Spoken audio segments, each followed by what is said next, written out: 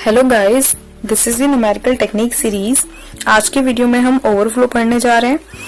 Overflow होता क्या है, ओवरफ्लो को कैसे परफॉर्म करते हैं और ओवरफ्लो होने के बाद हम जो है एक्सपोनेंट को है या एक्सपोनेंट और मेंटीसा को 8 बिट रिप्रेजेंटेशन में कैसे रिप्रेजेंट करते हैं, ये सब चीजें आज हम कवर करेंगे। तो ओवरफ्लो क्या होता है पहले ये देखते हैं। जब भी हम कोई फ्लोटिंग पॉइंट नंबर लेते हैं तो उसमें दो चीजें होती है हमेशा, एक होता है मेंटीसा और एक होता है एक्सपोनेंट। ठीक है, एक होता है मेंटीसा और एक है एक्सपोनेंट। तो एक्सपोनेंट की वैल्यू जब ज्यादा हो जाती है, मतलब इतनी ज्यादा हो जाती है कि वो जो हमारी जो रिप्रेजेंटेशन होती है उसमें नहीं, उसका पार्ट नहीं बन पाती या उससे ज्यादा हो जाती है, तो हम उस कंडीशन को बोलते हैं हम ओवरफ्लो। ठीक है, एक बार हम डेफिनेशन पढ़ लेते हैं। When the resultant number is too large, जो रिजल्टेंट नंबर है वो इतना बड़ा हो जाए as its exponent is more than the largest exponent, और जो उसका जो एक्सपोनेंट हो, उस वैल्यू का जो एक्सपोनेंट हो वो इतना लार्ज हो जाए कि जो लार्जेस्ट एक्सपोनेंट है, जो सबसे लार्जेस्ट एक्सपोनेंट ऑलरेडी जो सेट है उससे भी अगर ज्यादा हो जाए, that can be stored is called overflow. तो दैट कंडीशन को हम बोलते हैं ओवरफ्लो। ठीक है, मैं एक सिंपल लैंग्वेज में बताऊं तो इफ एक्सपोनेंट ग्रेटर देन 99, क्योंकि जो 99 है वो लार्जेस्ट एक्सपोनेंट है जो कि ऑलरेडी सेट किया हुआ है।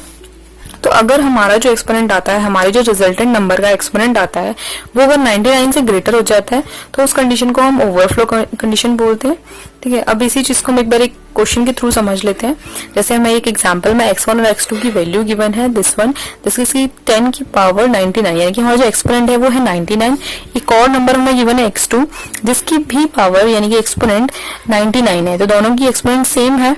अब अगर हमें इसका एडिशन परफॉर्म करना है तो पहला स्टेप ये होता है कि हमें इसका एक्सपोनेंट देखना है क्या दोनों सेम है, और ये भी देखना होता है क्या ये स्टैंडर्ड फॉर्म में ऑलरेडी है या नहीं है। अगर नहीं है तो हमें इसे स्टैंडर्ड फॉर्म में कन्वर्ट करना होता है।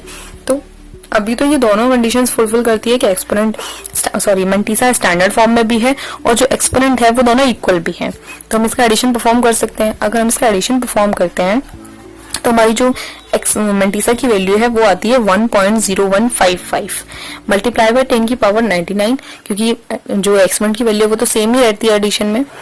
अब हम क्या करते हैं, इसको जब हम इसको उसमें 8 बिट में रिप्रेजेंट करने जा रहे होते हैं तो हमें क्या करना होता है, पहले स्टैंडर्ड फॉर्म चेक करनी होती है क्या ये ऑलरेडी स्टैंडर्ड फॉर्म में है या नहीं। अभी तो ये स्टैंडर्ड फॉर्म में नहीं है। स्टैंडर्ड फॉर्म में का देखने का वो तरीका क्या था, 1.0155 10 टू पावर 99। हमारी जो स्टैंडर्ड फॉर्म में देखने का तरीका था वो क्या था, जो फर्स्ट डिजिट होगी हमेशा जो डेसिमल है या जो पॉइंट है वो हमेशा उसके आगे होना चाहिए, और अगर नहीं है तो हमें उसे चेंज करना है। ठीक है, तो अब हम चेंज करेंगे तो 0.10155। तो ये जो हमने चेंजेस किया है इसका सीधा किस पे असर पड़ता है, एक्सपोनेंट पे असर पड़ता है। तो 99 तो ऑलरेडी है, अगर हम पॉइंट लेफ्ट साइड शिफ्ट करते हैं तो हमें क्या करना होता है, एक्सपोनेंट की वैल्यू बढ़ानी होती है। जितनी भी हमने पॉइंट शिफ्ट किया उतने से हमें वैल्यू बढ़ानी होती है। तो अभी हमने सिर्फ एक पॉइंट शिफ्ट किया, एक वैल्यू शिफ्ट किया, तो हम यहाँ पे +1 कर देंगे। ठीक है, और हमने प्लस इसलिए किया है क्योंकि हमने लेफ्ट साइड शिफ्ट किया है। मैंने ये पहले भी बताया था कि अगर हम लेफ्ट साइड शिफ्ट करते हैं तो हम एक्सपोनेंट की वैल्यू को इंक्रीज करते हैं। अगर यही पॉइंट अगर राइट साइड मूव हुआ होता तो हम इसकी वैल्यू को डिक्रीज कर रहे होते हैं। तो अभी हमारी जो फाइनल रिजल्ट बन रहा है वो है 10 की पावर 100, क्योंकि 99 + 1 100। तो ये जो 100 है ये क्या हो गया, ये 3 डिजिट हो गई है ना। पहले हमेशा हम टू डिजिट में सॉल्व करते थे, अब ये क्या हो गया, ये 3 डिजिट हो गई हैं। तो अगर हम राउंडिंग परफॉर्म करें इसके मेंटीसा पे, राउंडिंग परफॉर्म करने के बाद 1016, जरूर नहीं हम राउंडिंग परफॉर्म करें, हम चॉपिंग भी परफॉर्म कर सकते हैं, पर इस एग्जाम्पल में मैंने राउंडिंग परफॉर्म किया है तो 1016 बन जाएगा। ठीक है, और ये 10 की पावर 100। तो ये क्या हो गया, R exponent is greater than 99। मैंने क्या बोला था, 99 जो है वो लार्जेस्ट एक्सपोनेंट है। तो इससे ज्यादा अगर हमारा एक्सपोनेंट आ गया तो क्या होगा, ये ओवरफ्लो की कंडीशन हो जाएगी। तो ये जो कंडीशन है ये है ओवरफ्लो की कंडीशन। ये क्यों, अगर ये जो 100 है इसे हम ओवरफ्लो क्यों बोल रहे हैं, बेसिकली क्या होता है, जो हमारी जो 8 बिट की जो रिप्रेजेंटेशन होती है उसमें फर्स्ट बिट जो होता है वो साइन के लिए रिजर्व होता है। ठीक है, ये रिजर्व हो गया। ये जो 4 बिट्स होती हैं ये मेंटीसा के लिए रिजर्व होती है।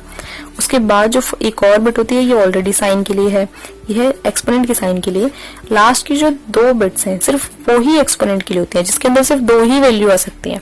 अगर हमारा वैल्यू 99 है तो ये स्टोर हो सकती है, लेकिन अगर हमारी वैल्यू 100 है तो हम इसको ऐसे स्टोर नहीं कर सकते। इसीलिए ये जो कंडीशन है ये होती है ओवरफ्लो की कंडीशन। इस कंडीशन को हम बोलते हैं ओवरफ्लो। मेनी टाइम्स ये क्वेश्चन एग्जाम में क्वेश्चन पूछा जाता है कि ओवरफ्लो होता है क्या है, with the help of an example इस चीज को समझाओ। तो हम ये एग्जांपल ऐसे दिखा सकते हैं कि ये ओवरफ्लो क्यों होता है, और ये रीजन भी दे सकते हैं कि अगर हमारी जो एक्सपोनेंट की वैल्यू है 99 से ग्रेटर हो गई तो ओवरफ्लो क्यों आता है। तो हम सिंपली आंसर कर सकते हैं कि जो हमारी 8 बिट की रिप्रेजेंटेशन होती है उसमें एक्सपोनेंट के लिए स्पेस ही सिर्फ 2 बाइट्स का होता है। तो ये जो वैल्यूज हैं इसके अंदर हम 3 वैल्यू को स्टोर कर ही नहीं सकते, सिर्फ 2 ही ब्लॉक होते हैं हमारे पास एक्सपोनेंट को स्टोर करने के लिए। तो this is all about overflow. Thank you for watching the video.